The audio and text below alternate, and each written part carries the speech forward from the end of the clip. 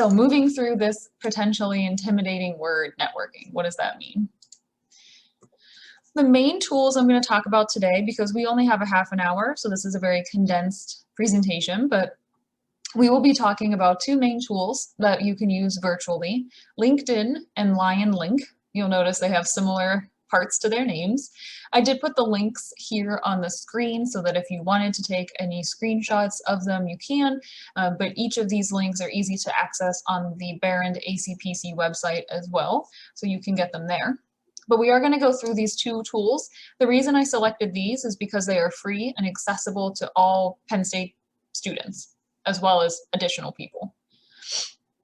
The first thing I want to walk through is how to search for alumni on LinkedIn. So one of the questions I get a lot is, how do I build my connections on LinkedIn? I made a profile, I added all my content on there, but now I don't know how to get people on there, right? How do you add contacts? Well, one way is to seek out alumni that you might want to connect with for different reasons. So Penn State Behrend alumni specifically is what this example is showing you, but you can do this if you're at a different Penn State campus as well.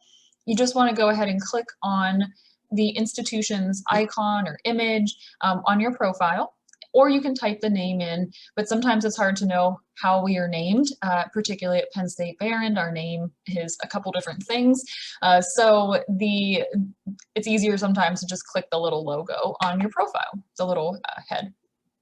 You'll notice there's a blue arrow on the left side of the screen pointing at alumni.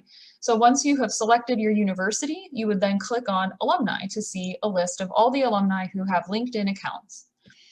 LinkedIn is a free place, so anyone can make an account. And that's one of the benefits, is all of this that I'm showing you is completely free, which is pretty great. There's not that many useful free things left in this world. So when you click that alumni icon on the previous screen, it shows you this screen. There's these colored kind of lines, and then people's pictures are showing up down below. So the search options are really awesome because you can actually search for where they live geographically, what company they work for. So if you apply for a job or internship at a specific organization and you think, wow, I wish I knew some Penn State alums that I could network at this company, here's a way for you to find those people.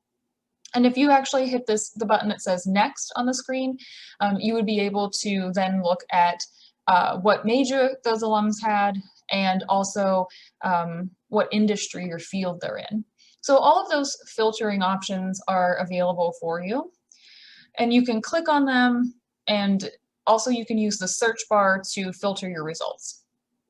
So let's say that you were looking for marketing in the greater Pittsburgh area.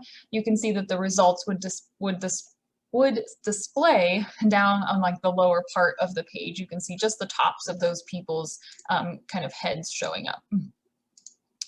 So that is how you would use that alumni search to find people. But then the next step is you have to talk to them, right? That's the whole part of networking. How do you do that? So here's how you would connect with someone on LinkedIn.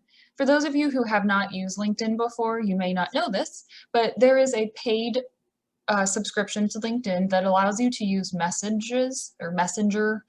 There is not a need for you to pay for this. It's optional, obviously, but you can still communicate and network with people without paying. What you would do instead is click the connect button, and then from there, you're able to add a custom invitation that says add a note. You're able to then add a note, and you can customize that message. So instead of sending a message, you're still sending a written text. And we're going to take a look at an example of that. So this is a sample. So I'm pretending to connect with this person. I said, hi, Brandon. I found your profile while searching for the name of your university, specific university alums who majored in business and now work in the Pittsburgh area. I would love to speak with you more about your career at whatever company and how you found an internship while you were a student. And that's a very short professional message. You just want to get the conversation started and let them know why you're reaching out. The important part of this is you can see that they didn't ask for a job. They didn't ask for an internship. What they did is asked for advice. People love to talk about themselves. So at any time when you're networking, it's always kind of easy to get someone to talk about themselves and say like, oh, okay, how did you get your internship while you were a student? This is particularly helpful if they are a recent alum who recently went through that process. We're going to take a look at some other messages too, so you can kind of get a feel for what networking messages are like, what they sound like. So far we've talked about using LinkedIn's alumni search feature to connect with alumni. And then we also talked about how to actually send those connect messages. I do want to touch on the fact that not everyone checks their LinkedIn. So one of the downsides to this free resource is that people might not always go and check their requests for connections every day, and they might not reply to you in a timely fashion or even at all. So it's important to think about a wide spread. You want to contact a lot of people this way in hopes that a few of them will actually respond, because not everyone is attuned to their LinkedIn all the time. So that is a bit of a downside. We'll talk about, that's kind of one of the cons, but then we'll talk about another platform called LionLink, and we can talk about the pros and cons of that as well. So I also wanted to give you this slide, which if you attended my last presentation on professional communication, some of these slides might look the same, because they are, because as you're networking, you do have to communicate professionally. This first example is another example of that LinkedIn connection request. It's shorter, and then you can see the second chunk of text is a little bit longer. This is something that you could use on LionLink, which I'm going to show you next, or this is something that you could send in an email. If you had the email address of someone and you were like, how do I network with this person? Here's an example of how to get that conversation started.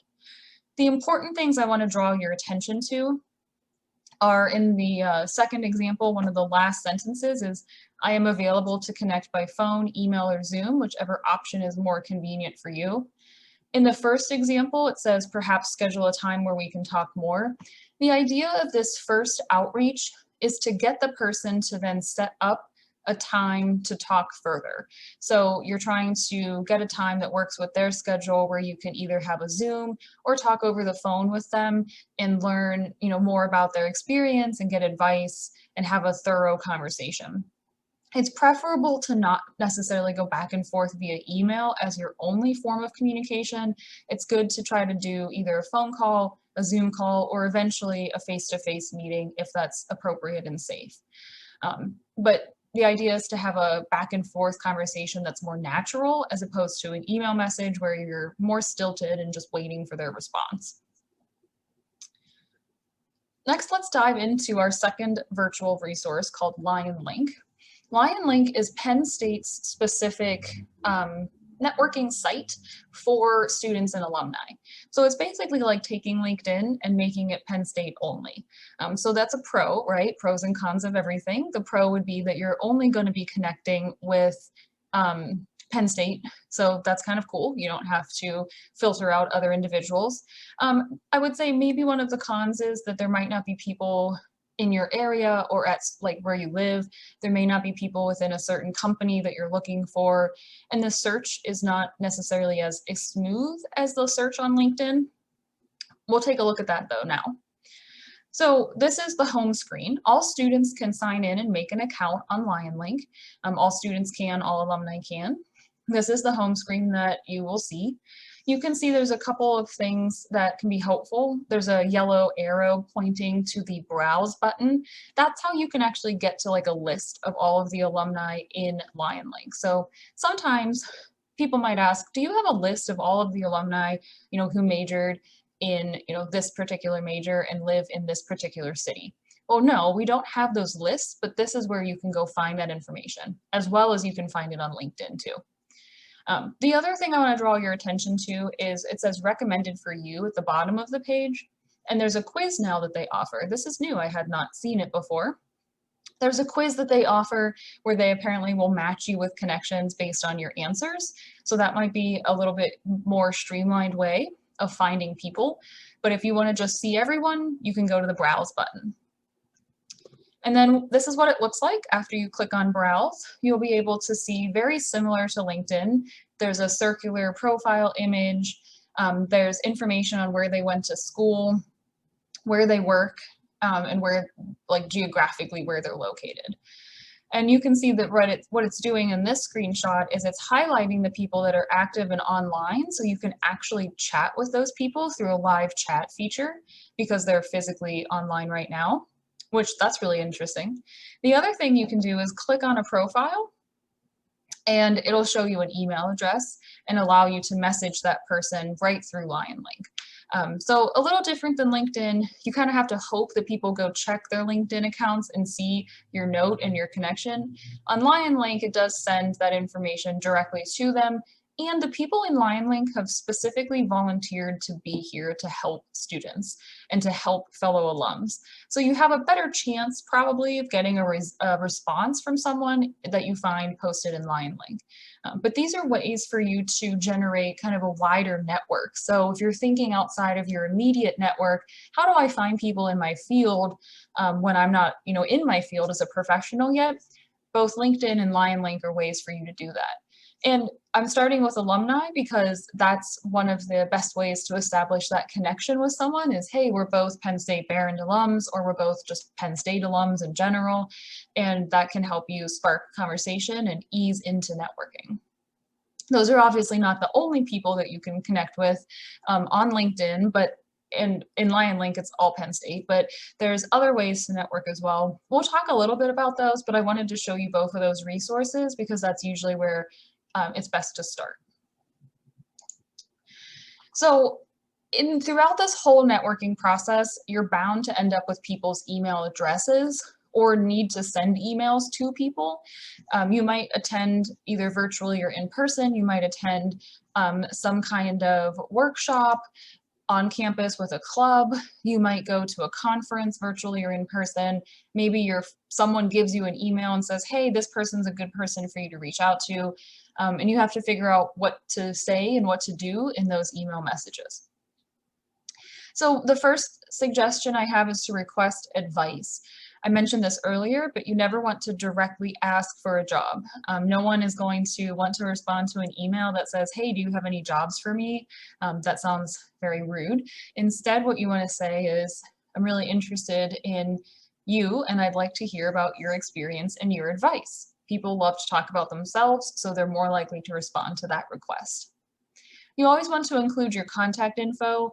You can type it right in the body of the email. It can be in your signature. It could be on your attached resume, but you want to make sure they have your contact info. And then lastly, attaching a resume. So if you're sending an email, it might make sense to attach your resume. We'll take a look at some samples coming up, but it's only sometimes. You don't want to shove your resume at someone before you've really established a strong connection. So maybe your first email does not include your resume. Maybe your second email does. And that kind of nuance is something that we can help you with. The career counselors in the ACPC office at Behrend are able to help you figure out, like, is it appropriate for me to attach my resume? Sometimes it is. Sometimes it might come off as a little rude. Just depends on the situation, how you got their contact info. So if you attended the professional communication workshop, this will sound very similar, but this is a great example of a networking or outreach kind of email. They start off by saying, dear whoever, and then they include their name, that they're a junior at Penn State Behrend, majoring in communication. They found your information from blank. It's vital that you include how you got this person's contact information, particularly usually their email address, because you don't want to come off as being creepy. So it's important for you to say where you got that from. I found it on LionLink. I found it on your company's website. My professor gave me this email. I found it somewhere. And then it goes on to explain why they're reaching out. They're a staff writer at the Behrend Beacon newspaper, and their hope is to work as a professional writer for a news organization.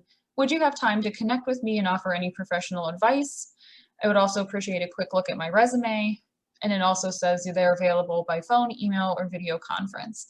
So they're giving all of the important information up front, who they are, why they're reaching out to you, how they got your contact info, and what advice they would like. So this person specifically says they'd like advice as well as perhaps a resume review. That might be appropriate if on LionLink, especially if you find alumni who are in your field, for them to review your resume. It's great to get a professional opinion to look at your resume. Obviously, in this situation, it would make sense to attach your resume to this email, but in other situations, it might not.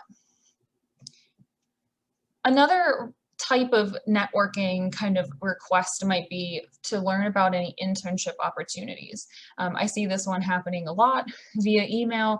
You might hear of an alum or someone, maybe not an alum, who works at a certain company. Maybe your professor tells you about them, maybe your friend or your family member does, and you want to reach out to see if they'd be willing to host you as an intern. But it's difficult to do that without directly asking for a job, right? So this is a great kind of sample email about how you can do that in a polite way.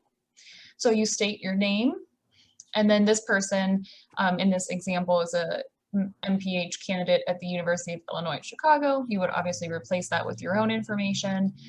They explain what they're pursuing a concentration in. They give a little bit of history, saying that they used to work as a UNICEF volunteer, and they want to reach out to discuss the possibility of completing an internship with your organization this summer, working on the Global Health Initiative. So they get to the point pretty quickly that they're looking to discuss the possibility of completing an internship. That's a polite way of introducing the topic. Then they go on to give you the fact that they want to accommodate their schedule to be able to talk with you, and then they sign with their name. So in this case, it might be appropriate to attach your resume to this email so that the person knows what your experiences are and what your background is. But asking to discuss internships is another way of kind of networking. So maybe you've always dreamed of interning at a certain company. You go on LionLink and you find someone that works there and you want to send them a message about interning at their company. This would be a great example of what that message might sound like. So lastly, I want to talk about strategies beyond LionLink and LinkedIn. How do you find people to add to your network? A lot of times, in my mind, when I think of networking, I picture events where you are in a crowded, loud room, you're wearing professional attire, perhaps beverages and food are being served, and you're trying to navigate the room and communicate with people, and it's really sometimes very awkward and very intimidating for students to do that. I had that kind of experience when I was a graduate student. But there's other strategies beyond that kind of virtual or stuffy business event. Those strategies include just talking to everyone you know. So talk to your family. Even if they don't work in the same field as you, they might know someone who does work in the field that you want to work in. Think about people beyond your immediate family. Think about other people. Particularly around the Thanksgiving holidays is a great time to bring up what you're doing, what you hope to do after school. Talk about, especially when we're able to have those extended family gatherings again, it's good to bring up that information and ask people, hey, do you know anyone who is in these fields? This is what I'm interested in doing. It also gives you a way to kind of practice networking with your family, who hopefully will not be as critical as people outside of your family might be. You can also think about other people like neighbors or community groups that you're in. Any faculty. Faculty are a great resource. If you know a faculty member who you've maybe had for a few classes, or maybe it's your advisor and you're looking for an internship or job, let them know. Let them know politely, either in person or after class via email. Explain what you're looking for and see if they have any advice. Lastly, your classmates. Your peers that you're in school with right now are part of your network. They will be professionals in a few years who will be someone that you can talk to about opportunities. So my example here is maybe you know an upper class student who had a really awesome internship. Ask them how they got that internship. How did they find it? Do they know anyone that they worked with at the internship, maybe who you should contact? Just really talking to everyone that you can think of about what you are trying to do. The time that you're in college is when people are most open to hearing about, you know, your story and your dreams. And so it's important to have that elevator pitch. That's a phrase people may have heard. It's a professional summary about yourself. It's like my about me, but professional. It's important to have that ready to go so you can really just tell that to everyone that you run into. The other strategy that I often recommend and use myself is getting involved with regional young professional organizations, particularly if you're a traditional aged college student and you graduate college when you're maybe 21, 22 years old. This is a great way to make connections in certain regions while also, you know, having some social opportunities, which is important to find, you know, as for networking as well as your work-life balance and well-being. On this slide for convenience, I linked some of the regional, and by regional, like the Western PA and Ohio and New York options of some young professional organizations, especially if you are someone who's trying to find a job or internship in a specific geographic area, like you know you want to be in Pittsburgh, you know you want to be in other cities, you would want to reach out to the different organizations that might exist, such as young professional organizations, and see if you can get involved and get connected. I know particularly in Erie, the Young Erie Professionals, known as YEP, are a very active organization. And if you are someone who's looking for opportunities in Erie, that's a great place to get involved. So that is something I also always recommend as a form of networking. It's that talking to everyone and getting in front of more people. So now I want to go ahead and open it up for questions. I want to also draw your attention on this slide that there are virtual drop-ins via Zoom every Tuesday through Friday from noon to 4. If you want to take a screenshot, the meeting ID number is listed there. You'll pop into the room, let someone know what you're there for. I need help with this networking thing. I have a question about getting an internship, resume, whatever. And then they will put you into the breakout room with a career counselor. These drop-ins are also for academic advising too. So let's say you have 2 questions, one about academics, one about career stuff. You can get both done during those drop-in hours. So I will go ahead and stop my screen share so that we can see if there's any more easily, see if there's any questions. So there is a question in the chat. What are your thoughts on cold emailing and cold calling? Great question. Thank you for submitting that. I actually meant to make a note of that in my presentation. I think it's all right in certain circumstances. I know that cold emailing, as long as you tell them why, is not that strange. So telling them why, I found your name on your website and I'm really interested in this part about your work that you do. As long as there's something a little bit more personal, it's not just a blanket cold call email, I think that's appropriate. Over the phone gets a little bit trickier. There's a little bit of more nuance there, especially as people are coming out of a remote work period. Some people have access to their phones, some people don't. I usually suggest starting with an email because people are less thrown off by an email than they might be a phone call.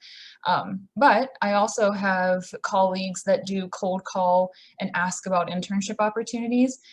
Also, if you're in a really small town, calling places might be the best way to find information. I know I've worked with students before who were in a very limited geographic area, and cold calling the businesses in that town was going to be the best way to find out about opportunities. So I think with caution, it's a good idea. Any other questions about networking or other career things?